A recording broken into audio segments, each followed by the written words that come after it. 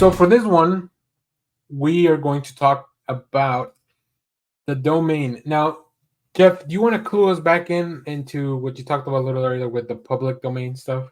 Yeah, so Public Domain is Chip Zdarsky's book about two comic book creators that have created a character named the Domain.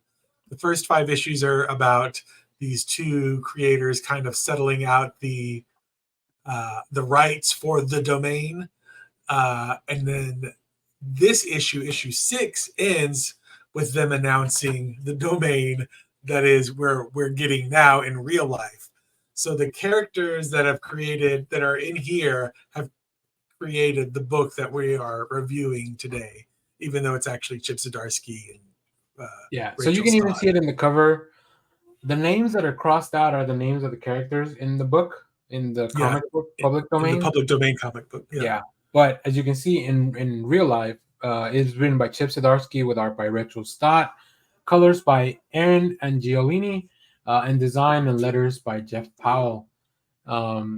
So, Jeff, let me give you a quick synopsis before you tell me your thoughts, actually. So, when 3 best friends discover a crashed UFO, perfect pitch already. They also discover technology that gives them an incredible abilities, but there's a catch. Only one of them can use the powers at the time. Can their friendship survive the power's temptations? In the pages of Image Eisner-winning series Public Domain, Syd Dallas and the team at Dallas Comics reimagine their classic character, the Domain, for a new audience, and this is that comic. This special series, of course, written by the people that we already talked about. So it's going to be a fun meta story for readers of Public Domain. That's pretty incredible. I don't think I had ever heard of anything kind of like this where a book within a book kind of comes to. It's almost as if they had published the Black Freighter as an actual comic from Watchmen, right? Like a full. I know they had pages on it, but if they had published a standalone series of the Black Freighter. The only thing I can think of is, so there's a book by Michael Chabon called The Adventures of Cavalier and Clay, or The Amazing Adventures of Cavalier and Clay. Okay. It won a Pulitzer like a million years ago. But it is about two people that created a comic book character. It's sort of like the Superman story, basically. It takes place during World War II. One of them goes off to fight. Well, anyway, but they create a comic book character called the Escapist. And then later, Escapist comics came out. So they adapted that from the novel where they created this character into an actual comic book. But this kind of does the same thing. So this issue is about the Domain in this comic series was initially a singular character. And this issue is about them deciding to split the singular character into 3 characters and create the comic book around 3 characters. So this issue ends with them deciding on how to move forward with creating a character to this comic book. So it's pretty cool how they do it. Also, it must have been kind of a publishing nightmare to figure out to publish this the week before this comes out, you know? Yeah, that's really cool. I wasn't aware because I forgot to pick up Public Domain. So I didn't know this was happening, but then you mentioned that and I was like, wait a minute, the Domain, Zdarsky, like this feels Public Domain, but I didn't read the synopsis before or anything. I wanted to go into it. I like to go into the books cold and then I'll go back and read the synopsis to make sure that I got everything right. But what did you think of the Domain number 1? I really enjoyed it.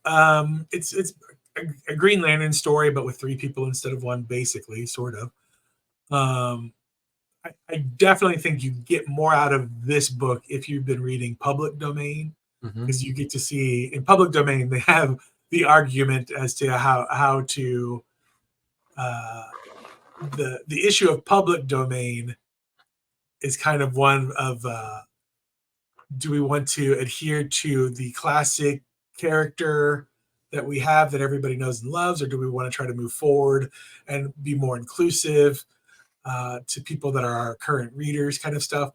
So it's interesting to see what they've come up with in this book versus what they were talking about in theory in Public Domain.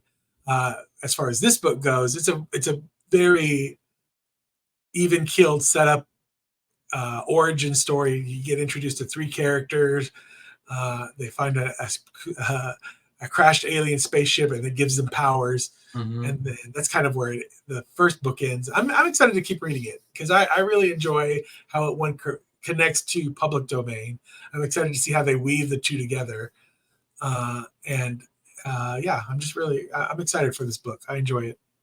Yeah, And it's CHIP ZDARSKY. Like it's good stuff. Yeah, it feels like it. What is it? Is it Stand By Me, the the book, the story that they discover? But instead of discovering a dead body, they discover. Well, I guess they do discover some dead body. Yeah. So yeah, it's got a little bit of that, and there's, they give you a couple of pages about their friendship from high school and where they are now. Mm-hmm. But I like it. I like the designs of the characters. I just really enjoy the art. It feels very like, let's go for a really comic booky style, right? Because it's supposed to be meta. We're doing this. It's very different from Zdarsky's own art in the public Yeah. domain, which I think that's something that they wanted to make a real distinction on, to Mm-hmm. ensure the viewers like this is the thing that you're reading within the other thing.